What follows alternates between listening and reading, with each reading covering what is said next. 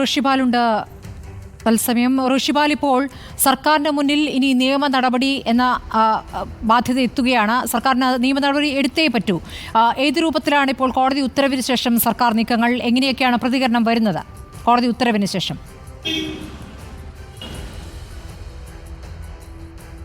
സ്മൃതി, justice Hema committee റിപ്പോർട്ടുമായി ബന്ധപ്പെട്ട ഹൈക്കോടതിയുടെ ഇടപെടലിൻ്റെ പശ്ചാത്തലത്തിൽ അതിലൊരു നിയമ പരിശോധന ഒന്നുകൂടി നടത്തും. നേരത്തെ ജസ്റ്റിസ് ഹേമ കമ്മിറ്റി റിപ്പോർട്ട് അത് പുറത്തുവിടുന്നതിന് തൊട്ട് പിന്നാലെ തന്നെ അത് ഭാഗികമായി പുറത്തു വന്നപ്പോൾ ഒരു നിയമപരിശോധന സംസ്ഥാന സർക്കാർ നടത്തിയിരുന്നു. ആ നിയമപരിശോധനയുടെ അടിസ്ഥാനത്തിലാണ് ഇതിന് അന്വേഷണം നടത്താനുള്ള ഒരു നിയമസാധ്യതയില്ലെന്ന തീരുമാനത്തിലേക്ക് സർക്കാർ എത്തിയത്.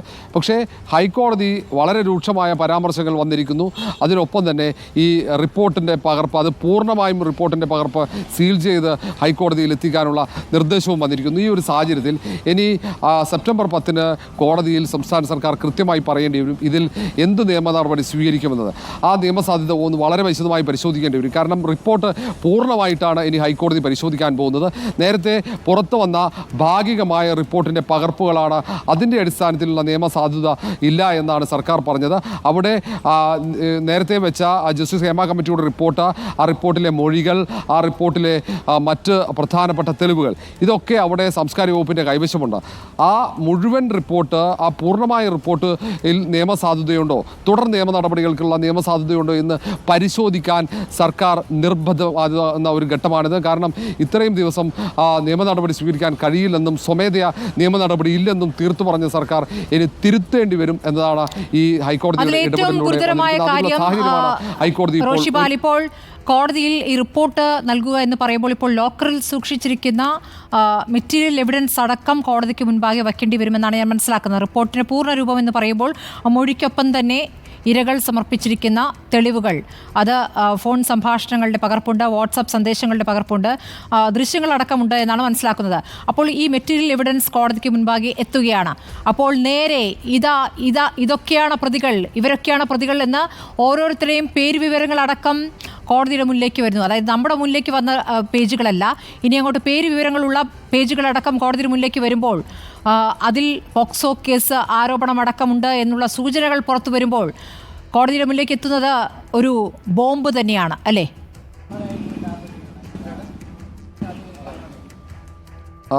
സ്മൃതി, ഇക്കാര്യത്തിൽ ഒരു സംശയവുമില്ല. ഒരുപക്ഷെ നേരത്തെ കഴിഞ്ഞ ദിവസങ്ങളൊക്കെ നമ്മൾ പറഞ്ഞതുപോലെ ബിംബങ്ങൾ ശരിക്കും വീണുടയുക ഈ പൂർണ്ണമായ റിപ്പോർട്ട് പുറത്തു വന്നാലാണ്. ഒന്ന്, ഇങ്ങനെ കുറ്റവാളികളാകാൻ പോകുന്ന, അല്ലെ കുറ്റകൃത്യത്തിൽ നേരിട്ട് പങ്കാളിത്തമുള്ളവരുടെ പേരുകൾ പോലും മായ്ച്ചായിരുന്നു ഭാഗികമായ റിപ്പോർട്ട് പുറത്തേക്ക് വരുന്നത്. ഇതിൽ മൊഴി നൽകിയ ഈ വിക്ടിം, അല്ല അതിജീവിതമാർ, അവരൊക്കെ കൃത്യമായി ആരൊക്കെയാണ് തങ്ങളെ വേട്ടയാടിയതെന്ന് അവർ കൃത്യമായി അവിടെ പ്രതിപാദിക്കുന്നുണ്ട്. ഈ സിനിമാ മേഖലയിൽ അവർ തൊഴിലിൻ്റെ ഭാഗമായി അവിടെ എത്തുമ്പോൾ അവർ അനുഭവിച്ച പീഡനങ്ങൾ, മാനസികമായും ശാരീരികമായും അവർ അനുഭവിച്ച പീഡനങ്ങൾ ഒന്നൊന്നായി ജസ്റ്റിസ് ഹേമ കമ്മിറ്റിയുടെ മുമ്പിൽ അവർ വിശദീകരിച്ചത് കൃത്യമായി അവർ രേഖപ്പെടുത്തുകയും അത് റെക്കോർഡായി അത് സാംസ്കാരിക വകുപ്പിന് കൈമാറുകയും ചെയ്തിരുന്നു. അതിൽ വളരെ ചുരുങ്ങിയ 233 പേജ് മാത്രമാണ് പുറത്തു വന്നത്. ഇനി വരാനുള്ളത് അതിൽ കൂടുതൽ പേജുകൾ, അതിനപ്പുറത്തേക്ക് തെളിവുകൾ, ഒപ്പം മൊഴികളൊക്കെ വരാനുണ്ട്. അത് ഹൈക്കോടതിയുടെ മുന്നിലെത്തുമ്പോൾ, ഡിവിഷൻ ബെഞ്ചിൻ്റെ മുന്നിലെത്തുമ്പോൾ അത് ഹൈക്കോടതി പരിശോധിക്കുമ്പോൾ സ്വാഭാവികമായും നിയമ നടപടി ഉറപ്പാണ്. കേസെടുക്കാനുള്ള അല്ലെങ്കിൽ നിയമ നടപടിയുമായി മുന്നോട്ട് പോകാനുള്ള നിർദ്ദേശം സംസ്ഥാന സർക്കാരിന് നൽകാനുള്ള സാധ്യതയുണ്ടെന്നാണ് ഇപ്പോൾ നിയമവിദഗ്ധർ ചൂണ്ടിക്കാട്ടുന്നത്. അതുകൊണ്ട് തന്നെ സർക്കാർ പൂർണ്ണമായും പ്രതിരോധത്തിലായി. സർക്കാരിൻ്റെ വാദങ്ങൾ പൂർണ്ണമായും ഹൈക്കോടതി അത് തള്ളുന്ന ഒരു സാഹചര്യമെന്ന് പറയേണ്ടി വരും. കാരണം ഈ റിപ്പോർട്ട് പരിശോധിക്കുമ്പോൾ ഇനി അങ്ങോട്ട് ഈ റിപ്പോർട്ടിൽ ഈ WCC നടത്തിയ പോരാട്ടം, അല്ലെങ്കിൽ സിനിമാ മേഖലയിൽ ഈ വേട്ടയാടപ്പെട്ടവർ, ഇരകളായവർ നടത്തുന്ന പോരാട്ടം, ആ പോരാട്ടത്തിനൊപ്പമാണ് ഹൈക്കോടതി എന്ന കൃത്യമായ സന്ദേശമാണ് ഈ ഇരകളുടെ നിസ്സഹായത ഒരു ആയുധമാക്കിയല്ലേ യഥാർത്ഥത്തിൽ സർക്കാർ ചെയ്തിരിക്കുന്നത്. ഇരകൾ പരാതി നൽകിയിട്ടില്ല, പരാതി നൽകാത്തത് കൊണ്ടാണ് കേസെടുക്കാത്തത് എന്നാണ് ഇന്ന് പോലും കോടതിയിൽ സർക്കാർ വ്യക്തമാക്കിയിരിക്കുന്നത്.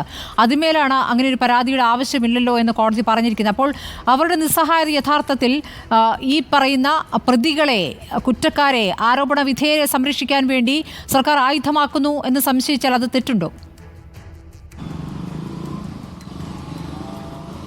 സ്മൃതി, ഒരു സംശയവുമില്ല. കാരണം ഇരകളുടെ നിസ്സഹായത, ഇരകളുടെ സ്വകാര്യത ഒരു മറയാക്കിക്കൊണ്ടാണ് ഇതിൽ ഈ സിനിമാ മേഖലയിൽ ഒരു വലിയ ക്രിമിനൽ സംഘത്തെ രക്ഷപ്പെടുത്താൻ എന്ന് വേണമെങ്കിൽ പറയേണ്ടി വരും. അങ്ങനെ സംശയിക്കുന്നതിൽ തെറ്റില്ല എന്ന് തന്നെ പറയേണ്ടി വരും. ആ തരത്തിലുള്ള ഒരു നടപടി ഉണ്ടായത്.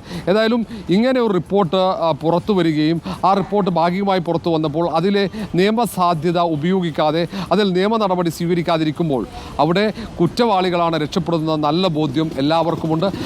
ഏതായാലും അതിനൊക്കെ ന്യായം പറയുന്നത് ഈ സ്വകാര്യതയാണ്. അതും ഈ പരാതി നൽകിയ അല്ലെങ്കിൽ ഈ വേട്ടയാടപ്പെട്ടവരുടെ സ്വകാര്യതയാണ് സർക്കാർ മറയാക്കി വെച്ചത്.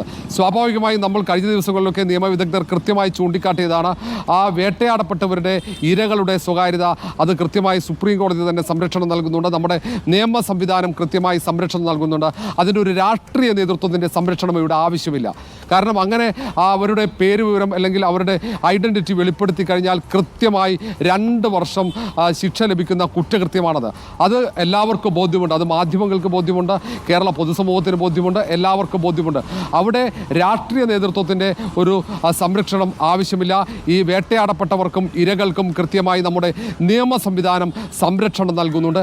ആ സംരക്ഷണം എന്ന ഒരു മറയാണ് ഈ റിപ്പോർട്ടുമായി ബന്ധപ്പെട്ട നിയമ നടപടിക്ക് തടസ്സമായി സർക്കാർ ഉയർത്തി കാണിച്ചത്. പക്ഷേ അത് ഒരു തടസ്സമല്ല, ആ ന്യായത്തിന് പ്രസക്തിയില്ലെന്ന് ധനമന്ത്രി കെ എൻ ബാലഗോപാൽ തന്നെ ഇന്ന് ഉച്ചയോടെ വ്യക്തമാക്കി കഴിഞ്ഞു. മുഖ്യമന്ത്രിയുടെ വാദങ്ങൾ തള്ളിക്കൊണ്ടാണ് ധനമന്ത്രി കെ എൻ ബാലഗോപാലിന്റെ പ്രതികരണം. അതാണ് അറിയേണ്ടത്. റോഷിപാൽ, ഇക്കാര്യത്തിൽ സർക്കാരിൽ മന്ത്രിമാർ അല്ലെങ്കിൽ പാർട്ടിയിൽ തന്നെ 2 അഭിപ്രായത്തിലേക്ക് നേതാക്കൾ നീങ്ങുകയാണ്. വിരുദ്ധാഭിപ്രായങ്ങളുണ്ട് എന്നാണോ മനസ്സിലാക്കേണ്ടത്?